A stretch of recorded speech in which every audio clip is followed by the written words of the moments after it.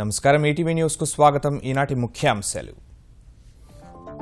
గుంటూరు ప్రకాశం జిల్లాలను ముంచెత్తిన కుండపోత, పోటెత్తిన వాగులు వంకలు, అనేక గ్రామాలకు నిలిచిపోయిన రాకపోకలు.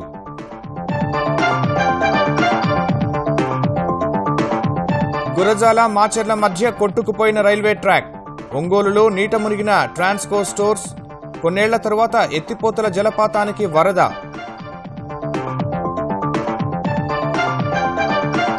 తెలంగాణలోనూ పలు జిల్లాల్లో విస్తారంగా వానలు, నల్గొండ జిల్లాలో పొంగుతున్న వాగులు, మరో 3 రోజుల వరకు వర్ష సూచన.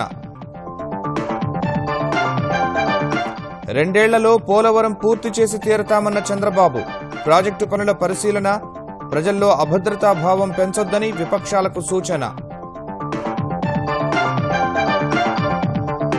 కావేరీ కార్చిచ్చు తర్వాత కర్ణాటకలో కుదుటపడుతున్న పరిస్థితులు, బెంగళూరులో పలుచోట్ల కొనసాగుతున్న కర్ఫ్యూ.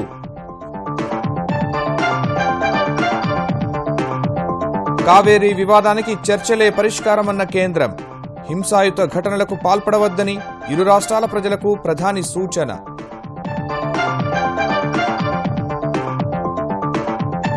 కర్ఫ్యూ నీడలోనే బక్రీద్ జరుపుకున్న కశ్మీర్లోని 10 జిల్లాల ప్రజలు, బందిపురలో మరోసారి ఉద్రిక్తత, ఓ ఆందోళనకారుడు మృతి.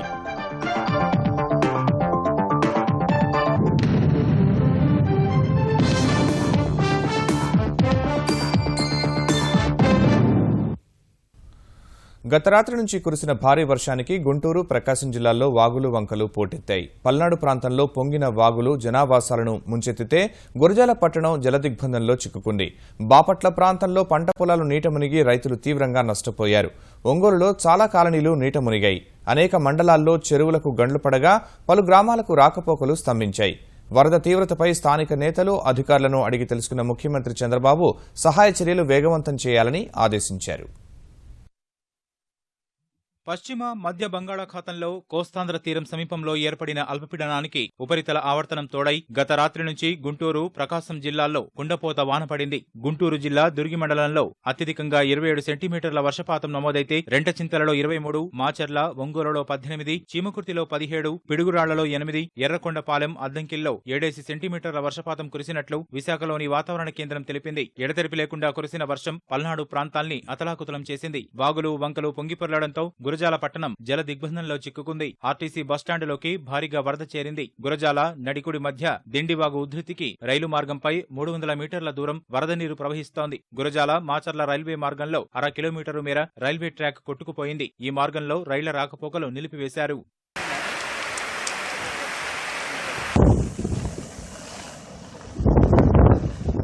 గురజాల వెంకటరావు నగర్, మేదర్ కాలనీ, చేపల చెరువు కాలనీల్లోకి నీరు చేరగా దాదాపు 2000 మంది కాలనీ వాసులు నిరాశ్రయులయ్యారు. ముంపు ప్రాంతాల్లోని వారిని సురక్షిత ప్రాంతాలకు తరలించారు. ఆయా ప్రాంతాల్లో సహాయ చర్యలు చేపట్టిన ప్రత్యేక సహాయ బృందాలు బాధితులకు ఆహారం, నీరు అందిస్తున్నాయి. పిడుగురాళ్లలో వంతెన వద్ద బోల్తాపడిన కంటైనర్ను వరద నీరు చుట్టుముట్టింది. అందులోని కార్లు పూర్తిగా నీటిలో మునిగిపోయాయి. దాచేపల్లి మండలంలో నాగులేరు వాగు తీవ్రరూపం దాల్చింది. కరాలపాడులో గోడకూలి మహిళ మృతి చెందింది. మందాడి వద్ద రహదారిపై వరద పోటెత్తినందున గుంటూరు ప్రకాశం జిల్లాల మధ్య రాకపోకలు నిలిచాయి. మాచర్లలో జనావాసాల్లోకి వర్షపు నీరు చేరింది. రైల్వే స్టేషన్లో పట్టాలపైకి భారీగా వరద చేరి భీమవరం ప్యాసింజర్ను నిలిపివేశారు. కారంపొడి మండలంలో ఎర్రవాగు ఉధృతికి మిరియాల చెరువుకు 3 చోట్ల గండ్లు పడ్డాయి.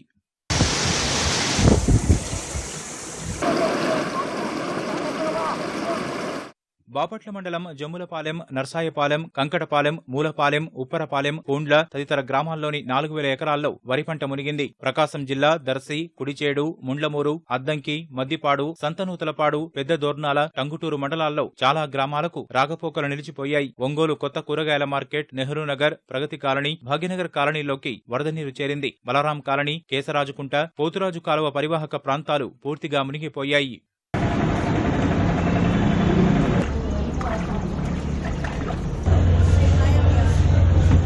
ఒంగోలులోని లంబాడి డొంకలోని ట్రాన్స్కో స్టోర్స్ నీట మునిగింది. ఎర్రగొండపాలెం నియోజకవర్గం త్రిపురాంతకం మండలం అన్నసముద్రం చెరువుకు గండిపడి కొత్త అన్నసముద్రం, పాత అన్నసముద్రం గ్రామాలకు రాకపోకలు నిలిచిపోయాయి. పర్చూరు మండలం చెరుకూరులో త్రివిక్రమ అగస్తేశ్వర స్వామి దేవాలయంలోకి వరద నీరు చేరింది. వీరన్నపాలెం, పోతుకట్ల, కొమ్మర్నేనివారిపాలెం, చెరుకూరు ప్రాంతాల్లో పత్తి పంట నీట మునిగింది. నల్లవాగు ఉధృతికి కొత్తపట్నం, ఒంగోలు మధ్య రాకపోకలు స్తంభించాయి.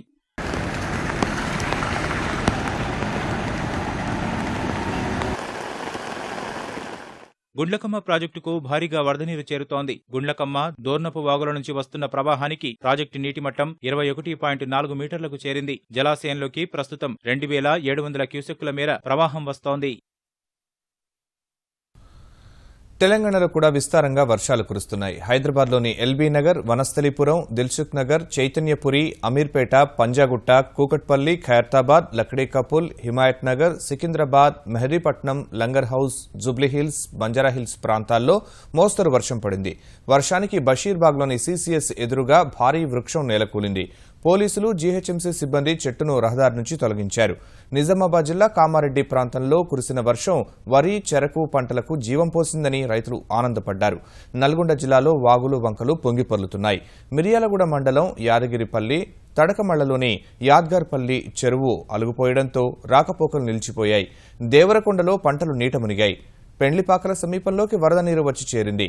గుంటూరు జిల్లాలోని ఎగువ ప్రాంతాల్లో భారీ వర్షాలు కురుస్తుండటంతో నాగార్జున సాగర్ సమీపంలోని ఎత్తిపోతల జలపాతానికి వరద పోటెత్తుతోంది. చాలా ఏళ్ల తర్వాత ఎత్తిపోతల జలపాతం పెద్ద ఎత్తున ప్రవహిస్తూ పర్యాటకులకు కనువిందు చేస్తోంది.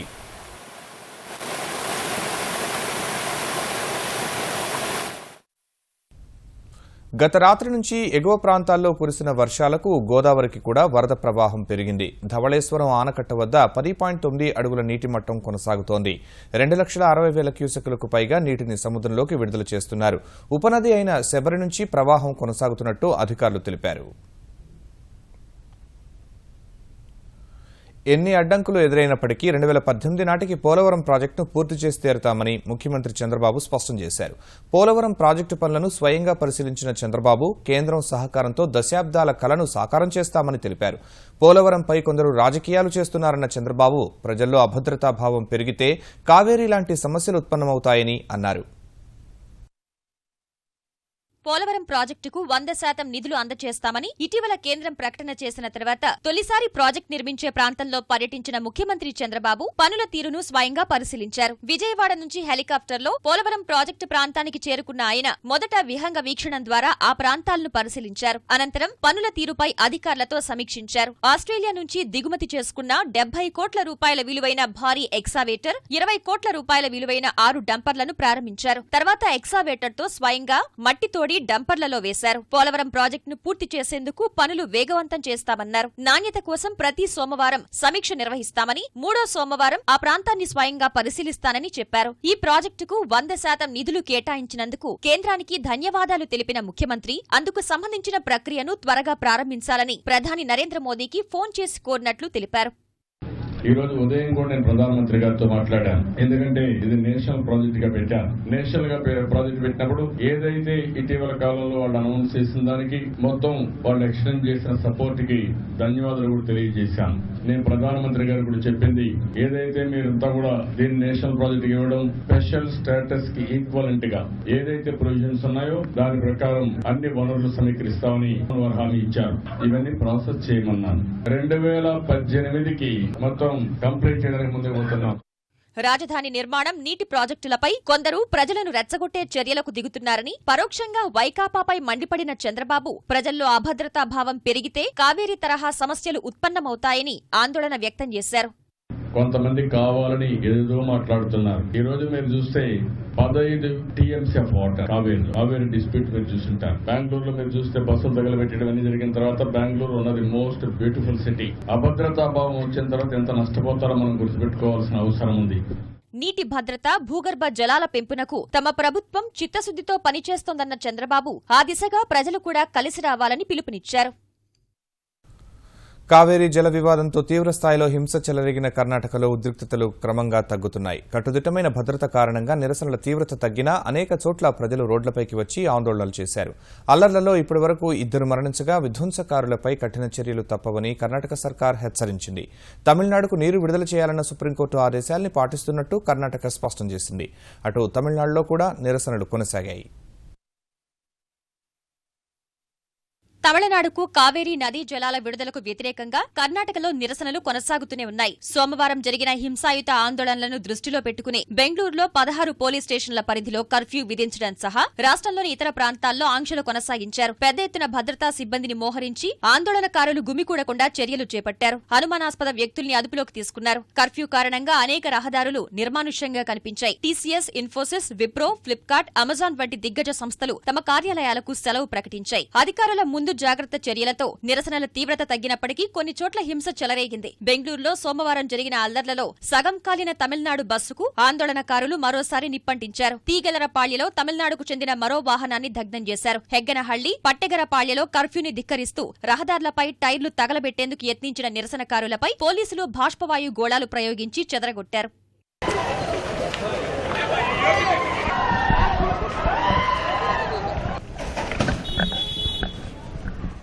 మాండ్య, చిత్రదుర్గ, రామనగర, మైసూర్లో నిరసనలు కొనసాగాయి. చిత్రదుర్గలో తమిళనాడుకు చెందిన లారీని తగులబెట్టారు. రామనగర్లో తమిళనాడు మాజీ ముఖ్యమంత్రి కరుణానిధి కుమార్తెదని చెప్తున్న ఓ తోట బంగ్లా ముందు నిరసన చేపట్టారు. మైసూర్లో ఓ తమిళ సినిమా చిత్రీకరణను అడ్డుకున్నారు. సోమవారం జరిగిన పోలీస్ కాల్పుల్లో ఒక వ్యక్తి మరణించగా లాఠీచార్జ్ నుంచి తప్పించుకునే ప్రయత్నంలో గాయపడ్డ మరో వ్యక్తి ఇవాళ చనిపోయాడు. ఈ పరిణామాలపై అత్యవసరంగా ఏర్పాటు చేసిన మంత్రివర్గ సమావేశంలో చర్చించిన కర్ణాటక ముఖ్యమంత్రి సిద్దరామయ్య తమిళనాడుకు ఈ నెల 20 వరకు రోజుకు 12,000 క్యూసెక్కుల నీటిని విడుదల చేయాలన్న తీర్పును అమలు చేయడం కష్టమైనప్పటికీ సుప్రీంకోర్టు ఆదేశాలను పాటించాల్సిందేనని చెప్పారు. ఇదే సమయంలో బెంగళూరు, మైసూర్, మాండ్య సహా కావేరీ పరివాహక ప్రాంతాల్లో తాగునీటి ఎద్దడి లేకుండా చూస్తామన్నారు. సమస్య పరిష్కారానికి జోక్యం చేసుకోవాలని ప్రధానిని కోరినట్లు తెలిపిన సిద్దరామయ్య రేపు మోదీని కలిసే అవకాశం ఉందని చెప్పారు. కావేరీ వ్యవహారంపై చర్చించేందుకు తమిళనాడు ముఖ్యమంత్రి జయలలితను ఆహ్వానించాలని ప్రధానిని కోరనున్నట్టు సిద్దరామయ్య వివరించారు. ఇదే సమయంలో కావేరీ జల వివాదానికి సంబంధించి హింసాయుత ఆందోళనలకు పాల్పడుతున్న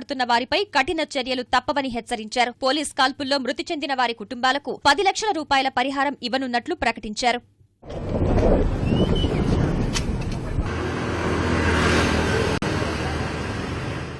తమిళనాడులో కూడా కొన్ని చోట్ల ఆందోళనలు కొనసాగాయి. తమిళనాడు వ్యాప్తంగా పటిష్ట భద్రత కొనసాగిస్తున్నప్పటికీ చెన్నైలోని కర్ణాటక బ్యాంక్ ఏటీఎంపై గుర్తు తెలియని వ్యక్తులు రాళ్లు రువ్వారు. సోమవారం దాడులకు కేంద్రమైన చెన్నై, రామేశ్వరం సహా మరికొన్ని సమస్యాత్మక ప్రాంతాల్లో భారీగా బలగాల్ని మోహరించారు. రాష్ట్రంలోని కన్నడ సంస్థల వద్ద పోలీస్ బందోబస్తు కల్పించిన తమిళనాడు ప్రభుత్వం రాష్ట్రంలో ప్రతీకార చర్యలు చోటు చేసుకోకుండా జాగ్రత్తలు తీసుకుంది. కర్ణాటకకు వెళ్లే బస్సుల్ని నిలిపివేసింది.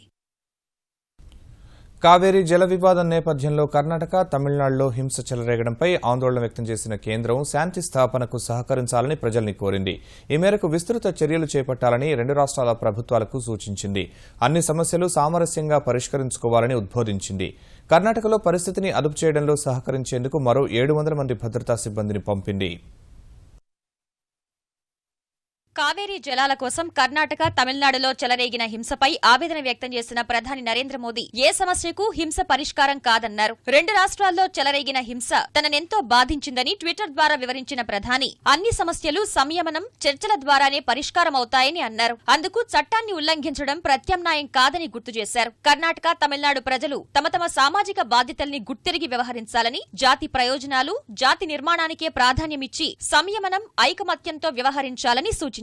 కర్ణాటక, తమిళనాడులో చెలరేగిన హింసపై ఆందోళన వ్యక్తం చేసిన కేంద్ర సమాచార ప్రసార శాఖ మంత్రి వెంకయ్యనాయుడు దాడులు, ప్రతిదాడులు పరిస్థితిని మరింత సంక్లిష్టం చేస్తాయన్నారు. హింస ఎడ్డు పరిస్థితులు కూడా సమర్థనీయం కాదు. దీనివల్ల బాగా నష్టపోయేది సామాన్య జనం, పేద జనం. దీన్ని దృష్టిలో పెట్టుకుని ప్రజలు శాంతిని పునరుద్ధరించడం కోసం సహకరించవలసిందిగా కోరుతున్నాను. కర్ణాటక పునర్వ్యవస్థీకరణ చట్టంలో ఆంధ్రప్రదేశ్కు ఇచ్చిన హామీల్లో పెండింగ్ అంశాలను నెరవేర్చే దిశలో కేంద్ర మంత్రి వెంకయ్యనాయుడు కసరత్తు ముమ్మరం చేశారు. ఈ మేరకు సహచర మంత్రులతో చర్చించిన ఆయన గతంలో కేంద్ర మంత్రి నితిన్ గడ్కరీ ఇచ్చిన వాగ్దానాలపై మాట్లాడారు. ఆంధ్రప్రదేశ్లోని జాతీయ రహదారులు, రాజధాని అనుసంధానానికి రోడ్ల నిర్మాణంపై సమాలోచనలు చేశారు.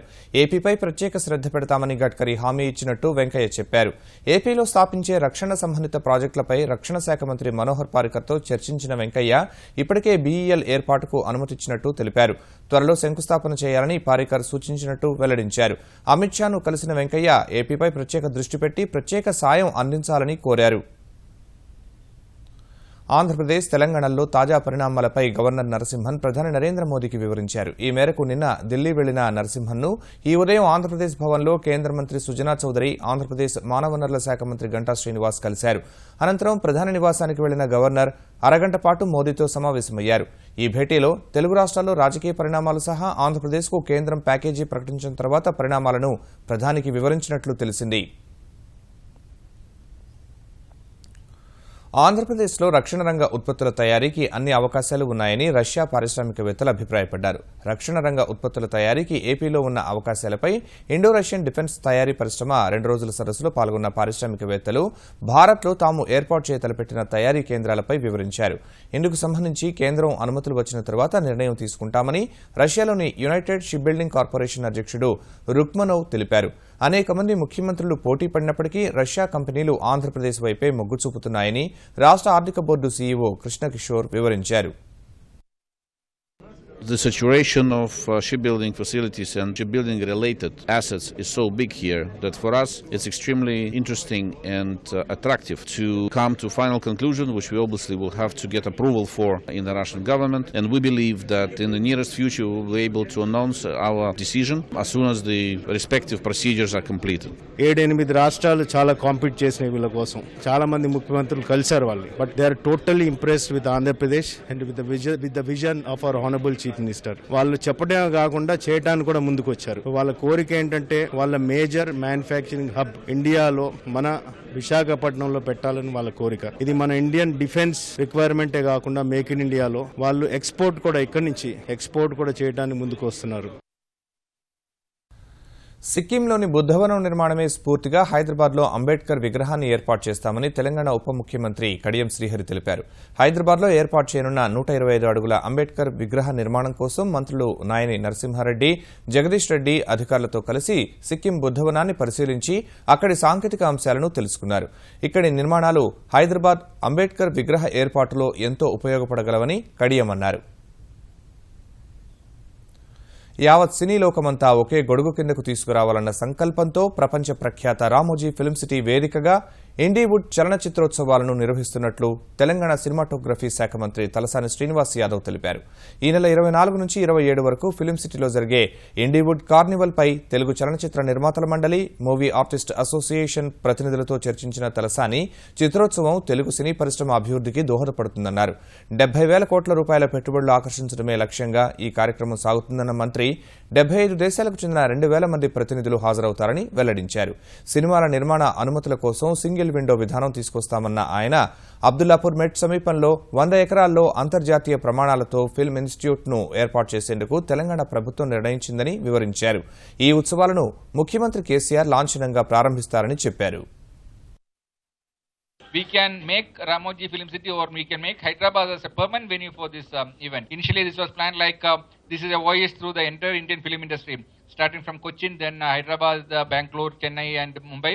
But the support give us a lot of confidence to make this as the permanent venue, because lot of things out of this 100 targets, the sample analysis is done for almost 90-95. But rest everything is in the hands of government. So a dynamic government with willpower can only make it happen. So Hyderabad లో మరి infrastructure కానివ్వండి, transportation కానివ్వండి, దీంతో పాటు Asia ఖండంలోనే అతిపెద్దదైనటువంటి కళాఖండం Ramoji film city. ఈ రోజు ప్రపంచంలో కూడా అనేకమైనటువంటి ఫిలిం సిటీస్ ఉన్నప్పటికీ మన రామోజీ ఫిలిం సిటీకి ఉన్నటువంటి ప్రత్యేకతను దృష్టిలో ఉంచుకొని రేపు ఈ ఈవెంట్ తోని ప్రపంచమంతా రామోజీ ఫిలిం సిటీ పేరు కూడా మోగిపోతుందని చెప్పి నేను ఈ సందర్భంగా తెలియజేస్తూ, ఇండియన్, హాలీవుడ్, యూరోపియన్, చైనీస్ ఇండస్ట్రీకి సంబంధించినటువంటి ప్రముఖులు కూడా ఈ యొక్క కార్యక్రమంలో వస్తున్నారు. తెలుగు రాష్ట్రాల్లో కూడా ముస్లిం సోదరులు బక్రీద్ పండుగను అత్యంత భక్తి శ్రద్దలతో జరుపుకున్నారు. ఇంటిల్లిపాది కొత్త దుస్తులు ధరించి ఉదయం నుంచే ప్రత్యేక ప్రార్థనలు చేసేందుకు ఈద్గాలకు తరలివచ్చారు. హైదరాబాద్లో ఉదయం నుంచి వర్షం పడినప్పటికీ ఈద్గాలకు తరలివచ్చిన ముస్లిం సోదరులు ప్రత్యేక ప్రార్థనలు నిర్వహించారు. అనంతరం ఖుత్బా పేరుతో వినిపించే ధార్మిక ప్రసంగం విన్న ముస్లిం సోదరులు పరస్పరం శుభాకాంక్షలు చెప్పుకున్నారు. ఆదిలాబాద్, కరీంనగర్, వరంగల్, నల్గొండ, మహబూబ్ నగర్ సహా ఇతర ప్రాంతాల్లో ప్రత్యేక ప్రార్థనలు చేశారు. ఆంధ్రప్రదేశ్లోని విజయవాడ, కర్నూలు, కడప, అనంతపురం సహా ఇతర ప్రాంతాల్లో ముస్లిం సోదరులు ప్రత్యేక ప్రార్థనలు నిర్వహించారు. దేశవ్యాప్తంగా ఉన్న ముస్లింలు బక్రీద్ను భక్తి శ్రద్ధలతో జరుపుకున్నారు. త్యాగానికి గుర్తుగా జరుపుకునే ఈద్ నాడు ముస్లింలు ప్రత్యేక ప్రార్థనలు చేశారు. భారత్ పాకిస్తాన్ భద్రతా దళాలు పరస్పరం బక్రీద్ శుభాకాంక్షలు తెలుపుకున్నాయి. వాఘా సరిహద్దుల్లో భారత సైనికులు, పాకిస్తాన్ రేంజర్లు ఒకరికొకరు మిఠాయిలు పంచుకున్నారు. బక్రీద్ను పురస్కరించుకుని రాష్ట్రపతి ప్రణబ్ ముఖర్జీ, ప్రధాని నరేంద్ర మోదీ సహా పలువురు ప్రముఖులు శుభాకాంక్షలు తెలిపారు. కశ్మీర్లో ఈద్ పండుగ రోజున కూడా ఉద్రిక్త పరిస్థితులు కొనసాగగా భద్రతా సిబ్బందితో జరిగిన ఘర్షణల్లో మరో ఆందోళనకారుడు మృతి చెందాడు. ఐక్యరాజ్యసమితి స్థానిక కార్యాలయాలకు ర్యాలీగా వెళ్లాలన్న వేర్పాటువాదుల పిలుపు నేపథ్యంలో అధికారులు ముందు జాగ్రత్త చర్యలు చేపట్టారు. 1990 తర్వాత ఎన్నడూ లేని రీతిలో ఈద్ రోజున కశ్మీర్లోని 10 జిల్లాల్లో కర్ఫ్యూ విధించారు. హెలికాప్టర్లు, డ్రోన్లను రంగంలోకి దింపి సమస్యాత్మక ప్రాంతాల్లో నిఘాను పటిష్టం చేశారు. కశ్మీర్ వ్యాప్తంగా పెద్ద ఎత్తున భద్రతా సిబ్బందిని మోహరించారు. 26 ఏళ్లలో తొలిసారి ఈద్గా, హజ్రత్ బల్ మందిరాల్లో బక్రీద్ సామూహిక ప్రార్థనలు జరగలేదు. స్థానిక మసీదుల్లో ప్రార్థనలు చేసుకునేందుకు మాత్రమే అధికారులు అవకాశం కల్పించారు. బీఎస్ఎన్ఎల్ మినహా ఇతర టెలిఫోన్ సేవలన్నింటినీ నిలిపివేశారు. ఇన్ని ఆంక్షలు విధించినప్పటికీ బండీపురా జిల్లాలో కొందరు ఆందోళనకారులు నిరసనకు దిగారు. వారిని చెదరగొట్టేందుకు భద్రతా సిబ్బంది చేసిన ప్రయత్నంలో ఒక స్థానికుడు మృతి చెందాడు. ఉగ్రవాది బుర్హాన్ వానీని హతమార్చిన తర్వాత చెలరేగిన హింసలో మరణించిన వారి సంఖ్య 76కు చేరింది. కశ్మీర్ భారత్లో అంతర్భాగమని, అక్కడి వ్యవహారాలతో పాకిస్తాన్కి ఎలాంటి సంబంధం లేదని కేంద్ర ప్రభుత్వం పదే పదే చెబుతున్నప్పటికీ దాయాది దేశం మరోమారు నోరు పారేసుకుంది. ఈ బక్రీద్ను కశ్మీరీల త్యాగాలకు అంకితమిస్తున్నారన్న పాక్ ప్రధాని నవాజ్ షరీఫ్ సమస్య పరిష్కారమయ్యే వరకు వారికి మద్దతిస్తూ ఉంటామని ఓ సందేశం ద్వారా చెప్పారు. కశ్మీరీలు స్వేచ్ఛ కోసం పోరాడుతున్నారని, సైనిక బలంతో వారి ఆకాంక్షను అణచివేయలేరని షరీఫ్ వ్యాఖ్యానించారు. దేశ రాజధాని ఢిల్లీలో చికున్ గున్యా కలకలం రేపుతోంది. చికున్ గున్యా బారిన పడి సర్ గంగారాం ఆసుపత్రిలో నిన్న ఓ వ్యక్తి మృతి చెందగా ఇవాళ రామ్ మనోహర్ లోహియా ఆసుపత్రిలో 2, బారా సింధూరావు ఆసుపత్రిలో మరొకరు ప్రాణాలు కోల్పోయారు. ఇప్పటి వరకు చికున్ గున్యా బారిన పడి చనిపోయిన వారి సంఖ్య 4కు చేరగా మరో 1000 మంది వరకు వేర్వేరు ఆసుపత్రుల్లో చికిత్స పొందుతున్నట్టు అధికారులు తెలిపారు. తీవ్ర ఒంటి నొప్పులు, జ్వరంతో బాధపడుతున్న వారికి సరైన వైద్య చికిత్స అందించాలని కేంద్ర ఆరోగ్య శాఖ మంత్రి జేపీ నడ్డా అధికారులను ఆదేశించారు. ఈ వ్యాధి తీవ్రతను దృష్టిలో పెట్టుకుని రేపు అధికారులతో ప్రత్యేక సమావేశం ఏర్పాటు చేశామని తెలిపిన నడ్డా వ్యాధి ఆనవాళ్లు లేకుండా చేసే వరకు నివారణ చర్యలు కొనసాగిస్తామన్నారు. ఏటీవీ న్యూస్ సమాప్తం. నమస్కారం.